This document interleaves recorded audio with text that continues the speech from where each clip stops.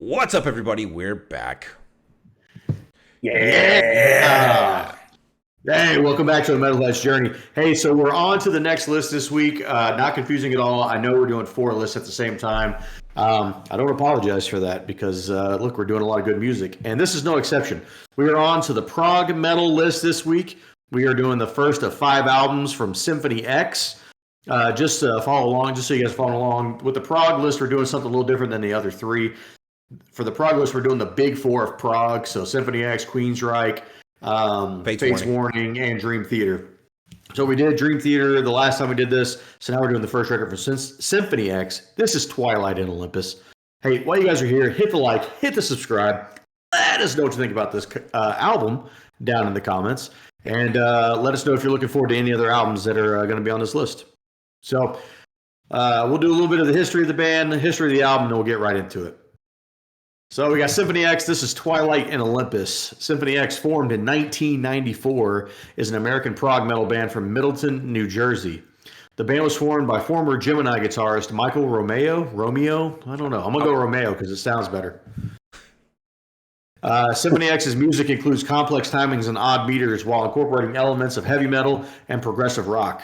Their early albums in particular contain strong neoclassical elements reminiscent of Yngwie Malmsteen, Randy Rhoads, and others. The band have been categorized as progressive metal, power metal, and neoclassical metal, though the band themselves dislike genre labels, with Romeo stating that they can be misleading sometimes. At the core of it all, we're a metal band. I like that. Symphony X is often compared to the other progressive metal bands, such as Dream Theater and Fates Warning. The band has released 9 studio albums, including their most recent album, 2015's Underworld. Excuse me. Twilight on Olympus, released in 1998, is the band's 4th studio album. The album features Romeo on guitar, Russell Allen on vocals, Michael Piniella on keyboards, Thomas Walling on drums, and Thomas Miller on bass. The album was produced by guitarist Michael Romeo with a couple of other folks in tow. It did not chart on the Billboard, and this album produced 0 singles. What? That's shocking. Shocker the cinch. All right. So, Joni, you want to go first? Sure. So overall, I thought this was a super solid album. I mean, just the musicianship, the kind of stuff you come to expect when it comes to some of the top tier prog metal bands. It was all really good. I feel like not a ton of like the individuals stood out to me personally, but overall as an ensemble, everything was, like I said, it was super solid. I do think the vocals were really good personally throughout the entire album. And the drums were a bit of a sleeper hit for me too. I guess we can go into more detail that later when we're talking about our MVPs. But yeah, like nothing that anybody did to me was like really super flashy that you necessarily associate with like really like highbrow type prog stuff. But overall, I enjoyed it from start to finish with maybe a few little hiccups here and there. But I thought it was super solid. Yeah, I like that you said that like it doesn't feel like super proggy, right? At certain points. I kind of had that I agreed with Michael Romeo that to me, what set this album apart from the Dream Theater record was this record actually felt like a metal record first, and then it had prog elements. Like they weren't trying so hard to be fucking super cool kids from Berkeley, right? Like they were actually just trying to make like a metal record. Oh, and then by the way, let me be Michael Romeo for a minute and just fucking shred this. Yeah. And then, let me be Michael Piniella on keyboards here and just fucking give him that boo thing, Like, so there was I think there was a lot of really good musicianship, but it just didn't feel, so proggy. It didn't feel like it was so prog forward, and I think they used the prog elements a little bit better on this record. But man, I mean, the riffs and solos on this record are just absolute killer. There is no filler on this record. I don't think there's any skippers for me on this record. Like, this was very good. A little long for the record, I think. Like, it was a little fat, but still very good. Jason, what'd you think? Well, if you're a regular to the channel, you know that prog is not my thing. You know that Jason doesn't actually like metal. Correct. Yeah. And so, like, while I did not dislike this album, this is going to fall into the absolutely fine category overall. I will agree that it's less prog and more metal. Uh, there are a lot of elements of just straightforward, like crunchy guitar riffs that I really appreciate. There's some nasty riffs on this record. There is. That the drumming is fantastic. The singer is fine. Like, it doesn't go over the top crazy. So I enjoyed the vocals. The unfortunate issue with me for most of these albums in this genre is just that I never found myself hooked into any of the songs. Whether I was listening to it straightforward or kind of just listening to it as ambient music while I did other stuff. So it was a little bit of a miss for me, but I do think the album is fine. I do think the musicianship is fantastic.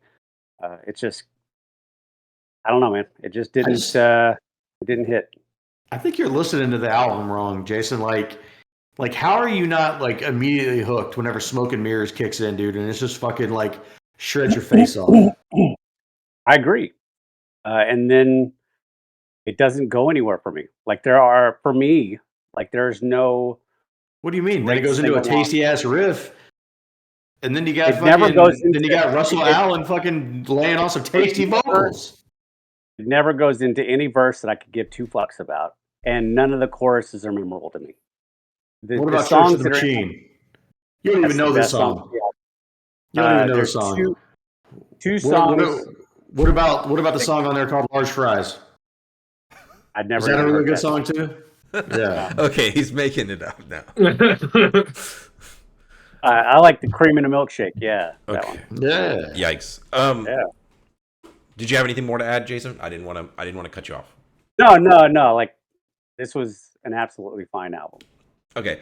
I don't want to clown Jason any more than Josh already did. I think Josh did it for me as well. So I'm just going to add my name to Josh's clowning because I thought this record was incredible.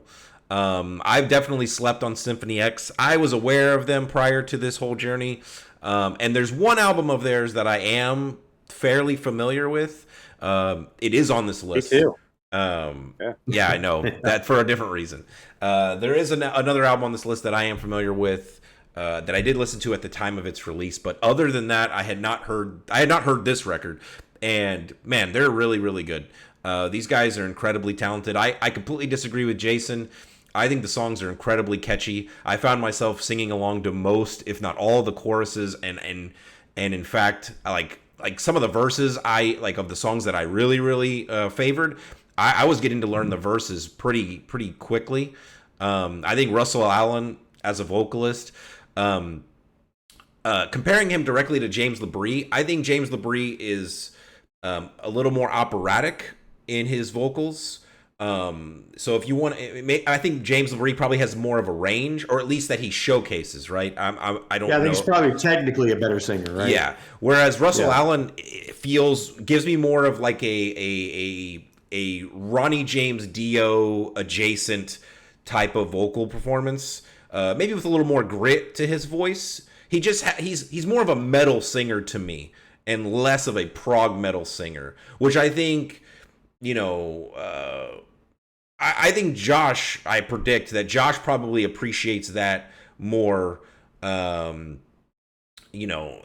think Symphony X is a better band for people who aren't prog fans.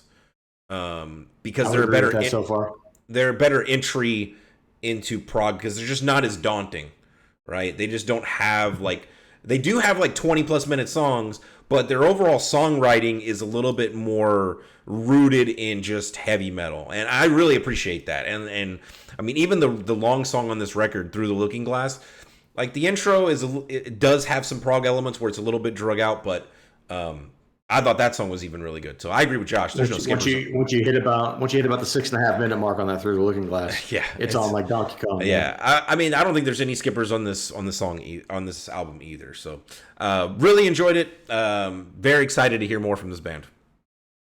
Dave, who's your MVP of the record? Man, it's got to be Russell Allen. Although it's very easy to pick a Michael Romeo or Romeo. I want to call him Romeo, so that's just me. Look, one of us will be right. Yeah, as a show. So I think it's very easy to pick Michael Romeo. In addition to him, like obviously writing and playing on the record, him producing it, which I think like for an album that came out in 96, sorry, 98, sounds great. Sorry, 98. And to my knowledge, this isn't like a remaster or anything. It sounds great. But I think it's really easy to pick him. But I'm going to go with Russell Allen here.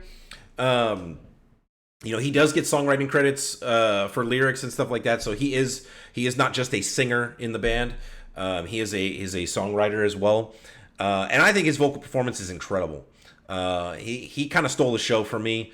With what my highlights are going to be in particular. I think he carries a lot of the songs when his vocals are there. So, yeah, that's my pick. Jason, who's your MVP? Okay, well, I'm glad you went through the rundown because I actually had the wrong name down for the drummer. It's Thomas Walling. Yeah. Is correct? Yeah. What was the drummer, like, were you talking about the drummer on the record you listened to before this one, maybe? Yes, I don't know. Who's Jason Rulo or whatever? I don't know. Yeah, so Jason Rulo is actually the regular like longtime drummer, and in fact, a small bit of history. So he left the band. They picked up Thomas Walling for this record, and then right after this, Thomas Walling left, and Jason Rulo was like, "Hey man, I screwed up," and he came back. He came back to the band, and he's been back in the band ever since. No, it. Okay. I really enjoyed the drums from start to finish. I'm not a big guitar fan, so I don't care about that part. A lot of the riffs in all of the album are very, very good. But drums are solid start to finish. I never had any issues with that. So easily my MVP. All right. Jonah, what you got? It was kind of tough for me, but it's going to be Russell Allen also. Like, I would find myself when I was listening to it casually, every once in a while he'd hit like a really like just hard hitting vocal line or like hit some high note or something. And yeah, I mean, David, I think he nailed it right on the head earlier when he was talking about, he feels like a metal singer. And yeah, he was easily the MVP for me. But I do want to give a close runner up to Thomas Walling also, because as I was going back and listening to it in more detail, like everything he does is just super solid. His timing, everything is great. Like you need that strong foundation in the rhythm section, and he was that strong foundation for sure. And Nice. nothing too flashy or anything like that. He didn't Portnoy it up and just fills everywhere. It was just it did what it needed to do, and it was solid, super solid. Goddamn kids from Berkeley, huh? I'm going opposite of you guys here. I'm going to go for the low-hanging fruit, which I typically don't do, but I thought this was just a fucking guitar clinic, man. Michael Romeo. I mean, dude, just like awesome neoclassical shredding solos, but he's also like the only guitar player in the band. Yeah. So, I mean, this is the dude who's also writing these fucking riffs too, which you don't always, it's usually a tandem, right? It's usually Jeff Hanneman writing all the good stuff and Kerry King ruining it. Like this one, you get one guy who's doing all the good stuff. So I think for me, this was a Michael Romeo vote. I will give honorable mention to Russell Allen. He would have been my second one. Great vocals. What's funny though is I think I do prefer James LaBrie vocally. I mean, in the two albums that we've listened to from Dream Theater, Inner Turbulence and then Images and Words, he's been my MVP on both records. James LaBrie has. Like I think he brings a lot more to that band than everybody else does, personally. I do. Since none of us mentioned it, and I did have a note here, I do want to bring up the keyboardist because I had a feeling he wasn't going to get any love. But Michael Pinella, I think keyboard is an underappreciated, including like by me, is an underappreciated element, and it is a staple of prog. Generally speaking, to have at least from this era to have a keyboardist, and I think it just adds such a unique element to the band that you don't hear in traditional like heavy metal. And I think it's really good. I'd rather have more cowbell. Yeah, I think that's ultimately why Jason can't get vibe with prog. And I think Adrian has the same problem, like just not understanding like where the keyboard fits in your brain, or just not liking the sound of it. It's going to be a really hard sell. Piano. I love conventional piano, but when you bring it into that element, I just can't. Look, it is like it's an acquired taste, right? Because I don't know. I go back in time and I think about this game that my fucking dad used to play called Pilot Wings. That was on, I forget, I don't know if it was on Super Nintendo or 64. Yes. And I mean, like every time I hear the keyboards come in on these bands, it always reminds me of that fucking game in particular. And so it's always got like this, like kind of a quick, nostalgic, weird video game sound. And so it's like I always have to get past that first, and then I can kind of get into the quality of it. But yeah, it's I get it. Like if I get it if you don't like it, it's different for sure. It's like different. King Diamond vocals. And I will say absolutely. Yeah, I will say absolutely. The skill level is off the charts. It's just I just don't care for it. All right. Well, I'm going to go into top tracks here. So, as per the usual, don't follow the rules here. I got an honorable mention. I got Through the Looking Glass, parts 1, 2, and 3. Look, it's the longest song on the record. I think Dave is finally breaking me down on some of this prog stuff because, usually I would look at a 13-minute song and absolutely want to vomit. But this time I listened to it and I'm like, man, dude, this is it's a really well put together song. It's got a lot of cool moments in it. And there's some nasty riffs, man. It's a great song. Number 3 for me, I got Smoke and Mirrors, the opener for the album. I mean, you can't fuck with the opening of this. I mean, it's just all gas, no fucking brakes, right off the top. Goes right into a nice riff. Great song. Great guitar song. Number 2 for me, this was like, it flipped back and forth for me a bunch of times. But I think, this is easily the best Orion I've ever heard in my life. This is number 2, Orion the Hunter. I mean, dude, the best riff on the album. That, like the intro riff to this, can't touch it. Number 1 for me, though, definitely the catchiest track on here. It's got some problems, but I mean, they're very minor problems, and it's definitely carried by the vocals and the chorus and everything. But it's Church of the Machine. Dude, what a good fucking song. Yeah. But like, why does it end the way it ends? Yeah, I don't know. It's super weird the way it ends like that. And the intro's a little drawn out, but and then it goes right into a song that, in my opinion, just doesn't even belong on this record because it doesn't bleed into the next song after that, and that's that Sonata or whatever. Yeah. It's a minute 25. I don't skip it because it's short enough. Yeah, I'm gonna jump in with my top 3 because obviously me and Josh are like this. So my number 3 is Smoke and Mirrors, a solid intro track. Number 2, Orion the Hunter, the second best Orion song. And number 1, I wouldn't say without a doubt, but it's easily, again, the best metal song on here, Church of the Machine. Okay, Fossil. All right. I see you with the fucking big brain over there. Yep. Jonah, would you like to go, or do you want me to go? I'll go ahead and go. Okay. So my number 3 is going to be Church of the Machine. Yeah. It's got a super epic intro. I love like the Exorcist vibes with like the synth bells. Yeah. And I didn't say it earlier, but I was going to add that in here, dude. Anything with a keyboard solo is going to get a pop for me every time. So, and then my number 2 was actually Orion the Hunter. Another great intro. The kind of the off timing on that is really, really good. The main riff jams. And I didn't say this in my overall thoughts, but there were a couple of moments in the album that gave me like some big time Rush vibes. And this was one of them. And I dug it big time. there's a couple of songs on here that really remind, and I could not think of the song that I was hearing over the top of it. And Mhm. I don't want to, like I said, I didn't want to just say whatever I think, because I truly do. There's like two songs that really sound like something else, and I don't know whose was first, and I couldn't remember the song, so I just never got around to bringing it up. Yeah, I mean, I'm sure there was inspiration from Rush, no doubt. Yeah. And then my number one is going to be "Smoke and Mirrors." Song is super catchy. It's super epic and operatic. The vocals on that song are just outstanding. That was my number one. We all have pretty much the same stuff recycled. So my number 4, I also cheat. My honorable mention is Orion the Hunter. It's a great song, absolute banger.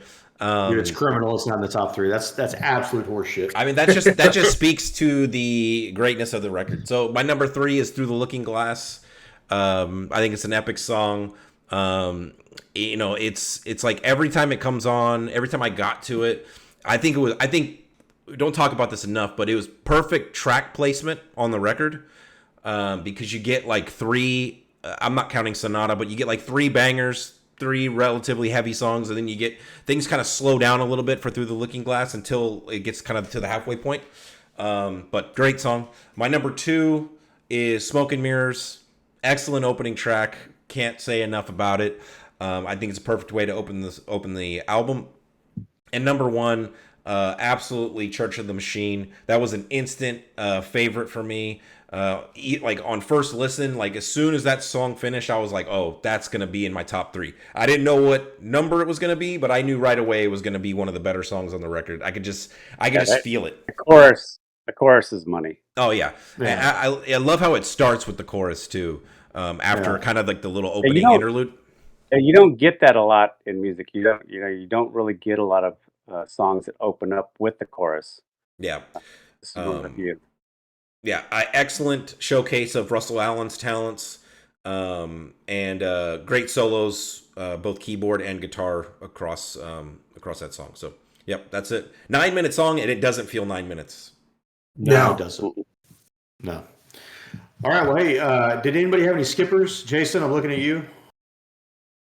Look, this album is a roller coaster ride, because the first 2 songs are good, and then I can skip the next 3 songs and listen to the last 2.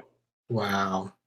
You're skipping In the Dragon's Den. I know we didn't have that. Nobody had that in their top, but In the Dragon's Den is a great like 4-minute banger. Yeah. I don't cheat and do a top 4, but that's my number 4 is In the Dragon's Den.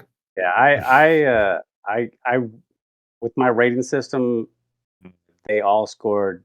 I gave a 44, 44, and the Relic a 46. And the Relic is actually probably the better of the 3, but it just has shit in it that I just.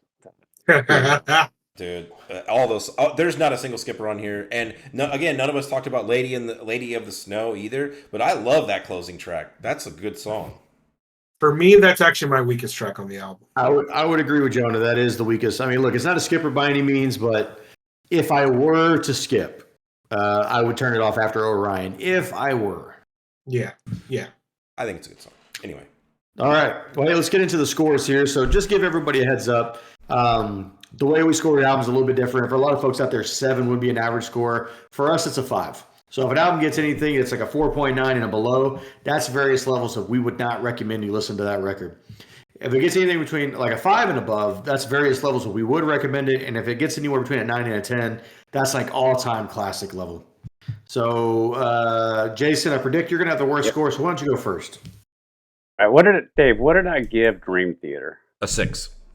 For 6 degrees of inner turbulence. Do you need to know what you gave Images and Words, or that's not necessary? No, it's not necessary. This is better than the 6 degrees of inner turbulence.